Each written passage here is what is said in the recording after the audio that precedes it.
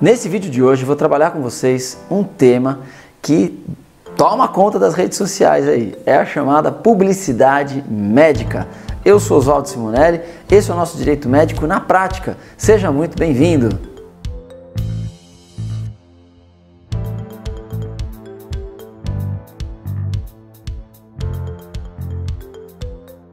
Pois bem, um dos assuntos que o pessoal sempre me pergunta nas redes sociais e quer debater, quer trocar ideia, quer conversar, enfim, é justamente a questão da publicidade médica. Até onde o médico pode fazer a sua publicidade, qual é a forma correta de fazer essa publicidade e mais ainda, e é esse um ponto que eu acho importante abordar com vocês, é a responsabilidade ética. Como é que de repente o advogado pode ajudar o médico numa defesa dentro do Conselho de Medicina que envolva a publicidade médica, que envolva uma denúncia a respeito de publicidade médica? Pois bem, a publicidade médica ela faz parte de um contexto deontológico da medicina, ou seja, ela está inserida dentro daquilo que é previsto como responsabilidade ética, que está previsto dentro de um contexto do próprio Código de Ética Médica. Vamos pegar na origem, e vocês sabem que eu gosto sempre de trabalhar a base, o fundamento, para a gente fazer algo bastante sólido, né? E depois construir aos poucos o nosso itinerário aqui de discussão. Se a gente pegar a partir então da lei que cria os conselhos de medicina, certo? A lei 3268 de 1957. Pode ser que você já tenha até visto isso em alguns outros vídeos, pode ser que você já até tenha visto esse início que eu vou te falar, mas é legal a gente repassar para poder manter sempre de maneira firme, enfim, e sólida. A Lei 3268 de 57, então, ela cria os conselhos de medicina e no seu artigo 2º, principalmente, tá? Há uma previsão expressa que é o que a gente chama de artigo guarda-chuva, que é aquele que dá umas competências bem amplas para os conselhos, né? Que diz o seguinte: o Conselho Federal e os regionais são os órgãos supervisores da ética profissional em toda a República e, ao mesmo tempo, julgadores e disciplinadores da classe médica, cabendo-lhes zelar e trabalhar por todos os meios ao seu alcance, pelo perfeito desempenho ético da medicina e pelo prestígio e bom conceito da profissão e dos que a exerçam legalmente. O que interessa basicamente aqui para o nosso objeto de estudo agora? Zelar e trabalhar por todos os meios ao seu alcance pelo perfeito desempenho ético da medicina, certo? Pelo perfeito desempenho ético da medicina. Quando a gente vai para o artigo 5º da lei, onde a gente tem as competências do Conselho Federal de Medicina, diz lá que compete ao Conselho Federal, artigo 5º, compete ao Conselho Federal a linha D. A linha D. Votar e alterar o Código de Deontologia Médica, ouvidos os conselhos regionais. O que significa dizer isso? Que a lei atribui ao Conselho Federal de Medicina a competência legal para estabelecer o Código de Ética Médica. Ele diz exatamente qual é uma norma bem pragmática, diz exatamente como isso deve ser feito. Isso deve ser feito ouvidos os conselhos regionais, quer dizer, não é uma prerrogativa só concentrada do Conselho Federal. A ele compete, então, estabelecer, votar e alterar esse código, ouvidos os regionais. Então é um ato, digamos assim, complexo, não basta só a iniciativa do federal, tem que ter a participação também dos regionais. Então significa que a lei delegou ao Conselho Federal de Medicina essa possibilidade de estabelecer um código de deontologia médica, um código então com todas as condutas que o médico deve seguir na sua profissão. Podemos dizer, então, e quando a gente vai para a Constituição Federal, quando trata do processo legislativo, lá está estabelecido quais são as possíveis normas, né? Então tem lá lei ordinária, lei complementar e medidas provisórias, resoluções. Resoluções fazem parte do processo legislativo nacional. Claro que a gente tem sempre que imaginar que uma resolução, obviamente, ela está vinculada a um texto maior, ela está vinculada ao seu texto de regência. O que significa isso? Que a resolução que estabelece o Código de Ética Médica, o Código de Ética Médica, deve, obviamente, estar vinculada à sua lei de origem. É assim que trabalham, por exemplo, as agências reguladoras, a ANS, a Anvisa, a ANTT, né, Agência Nacional de Transporte Terrestre, ela tem uma lei, elas têm uma lei maior, certo? E essa lei confere os poderes necessários para que o órgão que cria essa lei, certo? O que significa então que os conselhos de medicina, eles foram criados por uma lei, mas ela dá os poderes necessários para que essa própria lei se torne o quê? Efetiva. Porque não faz sentido você criar um conselho de fiscalização sem dar a ele os poderes necessários para que essa própria lei se torne efetiva. A lei diz, olha, Conselho de Medicina, fiscalize, mas se ela não der as prerrogativas necessárias, os poderes necessários para que os conselhos façam essa fiscalização, então ela perde a sua efetividade, ela perde a sua razão de existir. Então, por isso que a gente chega estudando direito administrativo, direito constitucional, vocês vão ver que hoje você pode sim afirmar que há resoluções que têm força de lei. O que significa isso? Elas têm força de lei porque vinculam aqueles profissionais que estão relacionados na lei de origem. É possível o CRM estabelecer um código de conduta para os advogados? Não, aí vai ser ilegal, porque ela não tem prerrogativa de fiscalizar os advogados. A lei diz que o conselho fiscaliza os médicos. Então, essas normas, que são normas cogentes, obrigatórias, elas têm força de lei para aquela própria classe, digamos assim, que disciplina, então, a atuação do profissional, certo? Então tá aqui, essa é a configuração legal que eu queria passar para vocês. Agora a gente vai entrar então na questão específica da publicidade. O Código de Ética Médica tem uma série de previsões a respeito de publicidade, lá pelos artigos 114, 115, enfim, mais ou menos por ali, tem uma série de previsões a respeito da publicidade, mas o que nos interessa é que em 2011 o Conselho Federal de Medicina estabeleceu uma resolução, a 1974, certo? O Conselho Federal, então, trouxe uma série de condutas éticas através de uma resolução específica disciplinando a publicidade médica, certo? A publicidade médica. A publicidade médica é algo que sempre trouxe uma série de preocupações, digamos assim, justamente porque está se tratando de saúde. Então qualquer campanha publicitária, qualquer forma de manifestação pública a respeito de saúde sempre deve ser levada com cautela, sempre deve ser conduzida com uma determinada dose de precaução. Isso não é de hoje, a gente vai ver isso já já. Mas o fato é que é o seguinte, a resolução 974, então, passou a estabelecer os critérios norteadores da propaganda em medicina.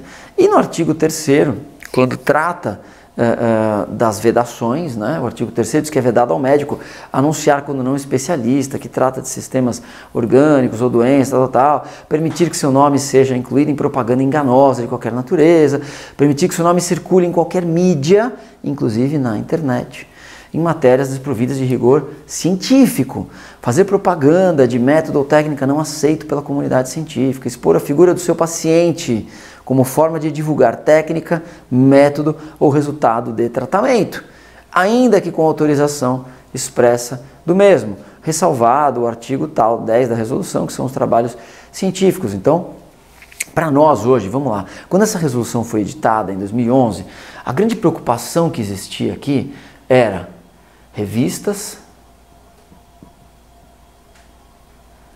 e sites, certo? E programas de TV, tá? Essas eram as principais preocupações da época em termos de publicidade, porque eram aqui que os médicos acabavam utilizando o seu conhecimento para divulgar informações médicas. Só que as premissas básicas da publicidade médica,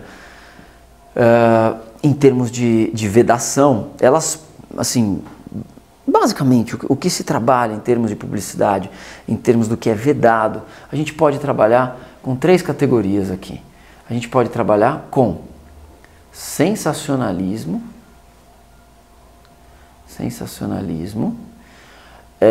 autopromoção. Ih, minha caneta tá falhando, deixa eu pegar outra. Vamos lá. Autopromoção e concorrência desleal.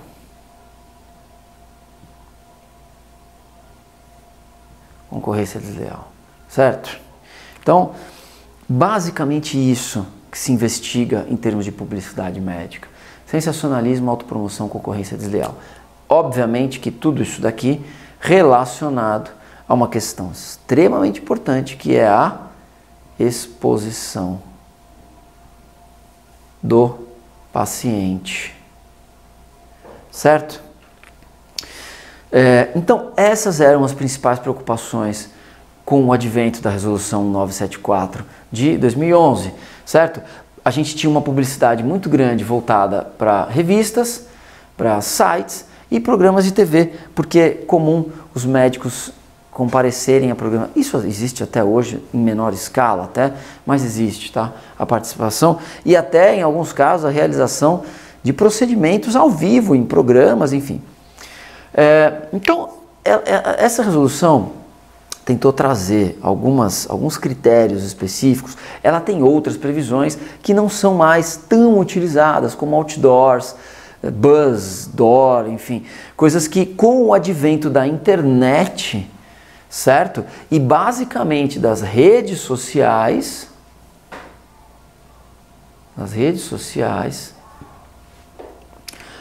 passaram a ficar um tanto quanto obsoletos no dia a dia, passaram a ficar um tanto quanto fora de uso, digamos assim. Tanto que em 2015 foi feita uma alteração nessa resolução, veio uma outra resolução do CFM, a 2126 de 2015, certo? Que fez algumas adaptações, trouxe algumas, principalmente no artigo 13 da resolução, quando passou a dizer: as mídias sociais dos médicos e dos estabelecimentos assistenciais em medicina deverão obedecer à lei, resoluções normativas, a CODAM e tal. E aí, parágrafo 1º. Para efeitos de aplicação desta resolução, são consideradas mídias sociais, sites, blogs, Facebook, Twitter, Instagram, YouTube e similares. Parágrafo 2º. É vedada a publicação nas mídias sociais de autorretrato, selfie, imagens e ou áudios que caracterizem sensacionalismo, autopromoção, concorrência desleal. São conceitos subjetivos, evidentemente, são conceitos abertos, mas que eles serão, obviamente, interpretados diante da situação concreta para que possa se caracterizar uma eventual infração ética. O fato é que não é de hoje que a gente tem essa preocupação, e aqui eu vou passar basicamente 2 normas antigas que já retratavam esse assunto. Primeiro, o decreto 20.931 de 32. Esse decreto já dizia, no artigo 15, são deveres dos médicos mencionar em seus anúncios somente os títulos científicos e a especialidade. No artigo 16, é vedado ao médico anunciar a cura de doenças consideradas incuráveis, segundo os atuais conhecimentos científicos, manter a publicação de conselhos e receitas a consulentes por correspondência ou pela imprensa. Já existiu uma preocupação em 1932, a gente não tinha nem conselho de fiscalização profissional. Mas aí, isso aqui é um decreto, tá? Alguns anos depois, vem um decreto-lei 4.113 de 42. 4.113 de 1942. E aqui sim, vem toda uma regulamentação em termos de publicidade. O artigo 1º já diz, é proibido aos médicos anunciar cura de doenças, para as quais não haja tratamento próprio, enfim, exercício de mais de 2 especialidades, sendo facultada a enumeração de doenças, órgãos, tal. Consultas por meio de correspondência pela imprensa, caixa postal, rádio, processos análogos. Anunciar especialidade ainda não admitida pelo ensino médico ou que não tenha tido a sanção das sociedades médicas, prestação de serviços gratuitos em consultórios particulares, olha só que previsão interessante para a época. Anunciar sistematicamente, olha só, e aqui é o que nos interessa bastante. É proibido aos médicos anunciar sistematicamente agradecimentos manifestados por clientes e que atentem contra a ética médica. Apesar da gente não ter um conselho aqui específico, na época já vigorava uma espécie de código de ética médica da Associação Médica Brasileira. Já existia tanto que esse código depois, quando vem a lei de 57, a lei diz que fica valendo aquele até que outro seja editado. É vedado ao médico anunciar com referências a métodos de tratamento e diagnóstico não consagrados na prática, atestados de cura. Então, isso aqui é para vocês verem, e essas normas estão em vigor. Tem decisões judiciais que dizem que elas foram recepcionadas pela Constituição, elas estão em vigor até hoje, certo?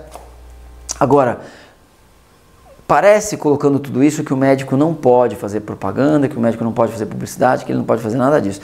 Ele pode, claro que ele pode, sempre que as suas divulgações tiverem o quê? Caráter informativo, certo? Caráter informativo. Tem uma série, a propaganda na área da saúde ela é importante desde a época do Jeca Tatu, que me veio à memória agora, quando eu era criança, enfim. Por quê? Porque ali era uma forma de você divulgar questões importantes a respeito do tratamento, do cuidado com a saúde, campanhas de hipertensão. A gente tem, cada mês agora tem uma campanha específica. A gente saiu do setembro amarelo, que é prevenção ao suicídio, outubro rosa, novembro azul. São formas de publicidade médica em que o médico pode fazer nas suas redes, de acordo com a sua especialidade, obviamente, mas sempre se atentando para esse caráter informativo, para esse caráter científico, a respeito dos tratamentos, a respeito das possibilidades. Dá para fazer. Eu me lembro de uma live até que a gente fez, e que está disponível aqui no YouTube, falando um pouquinho sobre esse assunto, e eu falei com o pessoal, vamos entrar agora aqui no Instagram e vamos dar uma fuçada e tal, e eu achei um que estava bem legal, assim, o médico conseguia fazer apontamentos interessantes, importantes para as pessoas, inclusive na área estética, que é hoje a grande preocupação em termos de publicidade médica, enfim, como é que o médico, de alguma maneira, divulga, porque a gente está falando de uma série de áreas que entram e hoje muita gente fazendo estética, e aí eu tenho a minha opinião pessoal, tá? A minha manifestação pessoal, eu acho que a abertura indiscriminada de publicidade na área da saúde é um problema, sim. É um problema que talvez a gente vá lá na frente colher alguns frutos não muito bons, principalmente na relação médico-paciente. Então, assim, pode fazer informativo? Pode. O que ele não pode fazer é o cuidado com a exposição do paciente sempre, tá? Por quê? Porque o paciente, ele é uma, digamos assim, a parte frágil dessa relação. A gente vê hoje uma posição do judiciário muito complicada com relação, principalmente, aos procedimentos estéticos, né? Por quê? Porque eles vêm tratando essas questões como uma obrigação de resultado. E por que eles vêm tratando como obrigação de resultado? Porque, de fato, no âmbito estético, os médicos vêm prometendo demais. E uma das formas de prometer, e de maneira, a meu ver, indevida, é através das redes sociais, é através do chamado antes e depois, certo? Por que o antes e depois está vinculado ao resultado? Eu não vou ficar aqui chovendo muito no molhado, não, porque vocês têm aqui os vídeos a respeito da responsabilidade civil. Porque a partir do momento que eu fico divulgando como era, como ficou, como era, como ficou, como era, como ficou, eu estou passando isso para um número indiscriminado de pessoas, a ideia de que sempre era assim e sempre vai ficar assim, sempre que é assim vai ficar assim. Alguém que se enxergue naquelas publicações e diz, olha, puxa vida, meu corpo parece dessa pessoa, então eu posso ficar assim, olha que legal, ou posso não, eu tenho a convicção de que eu vou ficar daquele jeito, porque afinal o médico pegou alguém que era parecido comigo e deixou daquele outro jeito, né? Então, o grande nó dessa história aqui é quando você coloca a exposição. Fora aqui, há casos, por exemplo, de partos, em que o médico posta logo em seguida a foto da mãe com o bebê, não sei o que, tal. Aí, o que acontece? Geralmente quando chega na defesa, no conselho, ele vai dizer o seguinte, mas eu peguei o consentimento. Primeiro que a regra ética diz que mesmo com a autorização do paciente, você não pode expô-lo em termos publicitários, certo? Segundo, quando você pega esse consentimento, que momento que o médico vai lá, e isso é importante os advogados orientarem, os profissionais, que momento que é obtido esse consentimento? Será que ele de fato é um consentimento válido do seu ponto de vista jurídico? Se você pegar uma mulher no estado puerperal, né, logo após o parto, enfim, é válido o consentimento dela, né, diante daquela carga e daquela revolução dos hormônios que acontece após o parto? Será que vai ser válido? Tendo a dizer que não. Tendo a dizer que não é válida essa obtenção desse consentimento, tá? Eu não consigo acreditar nesse consentimento como algo efetivo em termos jurídicos. Mesma coisa aqui, paciente que fez o procedimento, tal, ou que ainda está negociando o procedimento cirúrgico estético, por exemplo, ela ainda está conversando com o médico, e aí ele já entrega os termos de consentimento e lá dentro coloca, já tem uma cláusula dizendo que ela autoriza fazer o antes e depois, que autoriza publicar nas redes sociais do médico. Isso aqui é muito complicado. Vou contar para vocês que já teve um caso, sim, que chegou ao meu conhecimento e que o médico foi e acabou fazendo um acordo financeiro para não ter problemas. Por quê? Porque a paciente fez um procedimento estético, colocou lá algum implante, abdominoplastia, não sei o que, tal, e aí o médico divulgou nas redes sociais. E o marido dessa paciente ficou extremamente insatisfeito com essa exposição da sua esposa. Eu não vou entrar aqui, obviamente, em aspectos, pelo amor de Deus, antes que a gente comece uma revolução aqui no vídeo, não é isso. Mas o direito do marido sobre a esposa, da esposa sobre o marido, não é essa a discussão. Mas o fato é que é o seguinte, o marido foi lá, sim, falar com o médico, ele não concordava com aquilo, ele entendia que aquele consentimento não era válido, que ele não ficou nem um pouco. Ao invés de melhorar aqui a vida conjugal do casal, o procedimento cirúrgico piorou, não pelo procedimento, pela exposição da esposa. Então, o médico acabou sim, chamando esse marido, fazendo aqui, chamou a esposa também, veio todo mundo no consultório, fez um acordo financeiro para que não houvesse, então, nenhuma discussão nesse sentido. Então, assim, acontece. E aí, chegando à questão do conselho, né, é importante falar com vocês a respeito dessa situação da publicidade dentro do CRM. Primeiro porque a gente já teve médico cassado, sim, já teve. E o que é pior, cassação mantida pela justiça, o que é pior não, né? Para o conselho o que é melhor, mas para o médico o que é pior. Cassação no TRF3, mantida integralmente, tá? O médico permaneceu cassado, eram assim, e condutas reiteradas, né, desse médico em termos de publicidade indevida. Essa reiteração, ela foi sendo aplicada, então, a gradação da penalidade. Ninguém, obviamente, vai ser cassado numa primeira, né? E esse é um ponto importante que eu queria falar com vocês. A publicidade indevida, qual é a primeira coisa? Na fase de sindicância, né? Minhas canetas hoje estão me deixando na mão. Deixa eu pegar outra aqui. Na fase de sindicância, logo no início, quer dizer, apareceu lá uma denúncia, geralmente vai ser o quê? Vai ser conselho de ofício, não vai ter um denunciante. Às vezes até tem, às vezes as próprias sociedades médicas denunciam aquele médico que exagera nas suas publicações, certo? Então, O que vai acontecer? Iniciou a fase de sindicância, o médico vai ser chamado para prestar esclarecimentos.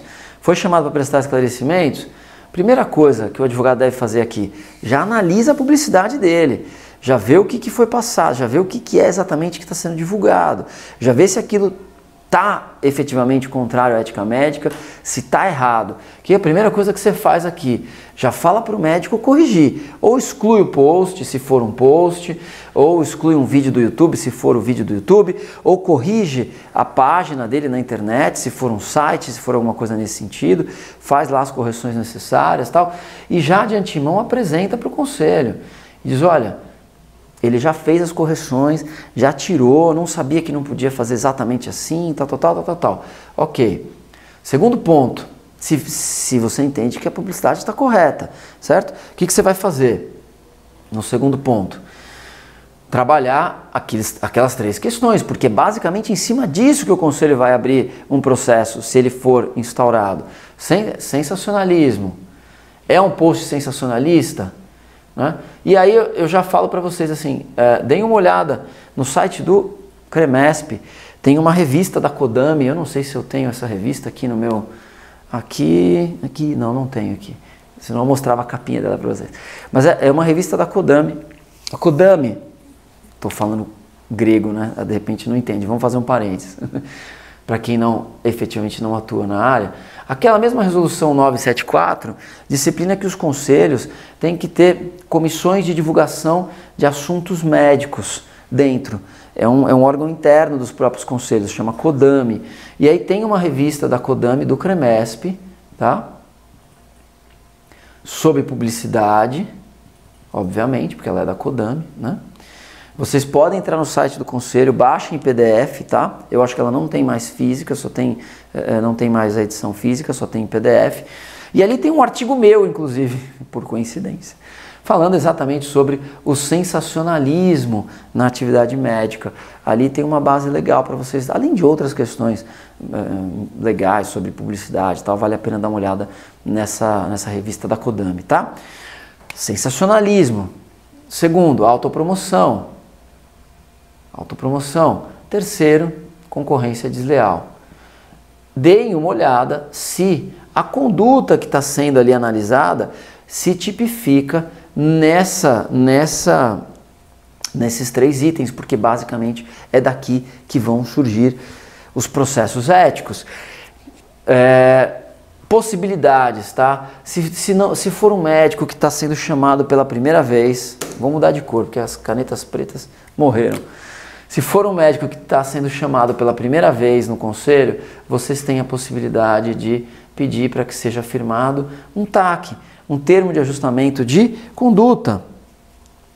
O que significa isso? Esse médico pode, então, fazer o compromisso de adequar a sua conduta. Ele pode se comprometer com o conselho dizendo que ele não vai mais fazer aquilo que estava sendo apontado como infração ética. Ele vai corrigir, ele vai colocar a sua conduta, então, nos eixos. E aí ele não fica sujeito à abertura de processo ético. Agora, se aparecer uma segunda denúncia logo em seguida, não dá mais para ele firmar um novo TAC, tá certo? Então é importante. E o terceiro ponto que eu acho muito importante, a caneta azul também morreu, vou tentar a vermelha, que é a última. Bom, e o terceiro ponto que eu queria falar com vocês é assim, não adianta discutir nas defesas dentro do conselho a respeito de publicidade médica. Ah, mas essa resolução é inconstitucional. Ah, mas essa resolução é ilegal, enfim. É bobagem, isso é bobagem. O conselho não vai, dentro do próprio conselho, sim, reconhecer a resolução do Conselho Federal, ela é inconstitucional. Se você acha que é inconstitucional, vá, ou é ilegal, enfim, vá discutir depois no âmbito do judiciário. Não perca seu tempo, nem seu foco, nem sua energia, tentando convencer o próprio Conselho Regional que a resolução do Federal é ilegal. Por fim, assim, a gente tem a questão do WhatsApp. O WhatsApp não é uma mídia social, não é uma forma... É um aplicativo de conversa. O Conselho tem um parecer, o 14 de 2017, podem procurar no site do CFM, parecer 14 de 17, que permite o uso com algumas regras, tá bom? E mais recentemente, no meio de toda essa confusão, veio a tal da Lei da Liberdade Econômica, que trouxe uma previsão no sentido de que a administração deve evitar deve evitar restringir o uso e o exercício da publicidade e propaganda sobre um determinado setor econômico, quer dizer, não se pode colocar nenhuma restrição, tal, ressalvadas as hipóteses previstas em lei federal. E aí é que a gente vai ter algumas discussões. Eu acho muito prematuro falar que a lei da publicidade econômica autoriza, então, a fazer qualquer tipo de publicidade na área da saúde, porque, como vocês viram, a gente tem normas desde 1932 regulamentando isso. A gente tem a própria Lei 3268, que autoriza o Conselho Federal a criar as regras deontológicas da profissão, portanto com força de lei, como eu expliquei para vocês. Acho isso um risco exagerado. Acho que o médico deve tomar muito cuidado e aí cabe a nós, enfim, advogados do direito médico, passar esse tipo de orientação para os profissionais da medicina, tá certo? Pessoal, obrigado por terem ficado comigo até agora aqui no nosso vídeo.